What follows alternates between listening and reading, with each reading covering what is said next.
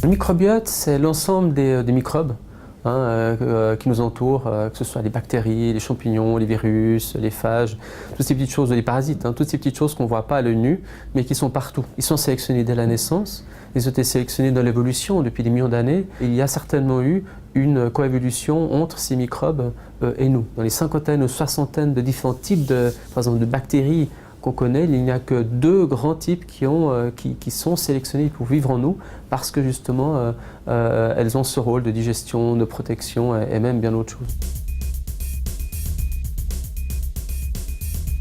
Le concept auquel on s'intéresse, c'est de se demander, c'est de comprendre comment est-ce qu'on fait pour vivre avec ces microbes. Et l'idée, c'est que maintenant, le système immunitaire n'est plus un système de défense, mais un système de cohabitation. C'est toute notre étude, en tout cas ici, dans cette unité, c'est de comprendre à quoi sert le système immunitaire dans cet équilibre qu'on a avec le microbiote. Et on commence à percevoir que le système immunitaire est plus un système de reconnaissance qui donne des passeports.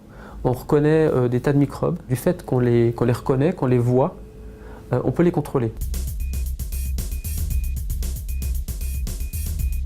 Le microbiote sert non seulement à digérer, mais aussi fait partie de notre développement. On a pu démontrer que certains microbes ou certaines choses que les microbes produisent sont nécessaires pour que notre système immunitaire se développe correctement. Ce qu'on est maintenant, au jour d'aujourd'hui, c'est la composante, la somme de ce qui est apporté par nos gènes, apporté par aussi les gènes de ces microbiotes. Les microbes produisent des choses qui sont dans notre sang et qui nous influencent, qui influencent notre comportement. Notamment, on a pu montrer, et ça repose sur des expériences qui sont assez vieilles, mais qu'on peut montrer aujourd'hui de façon plus précise, qu'elles produisent des choses qui manipulent, par exemple, les cycles de sommeil.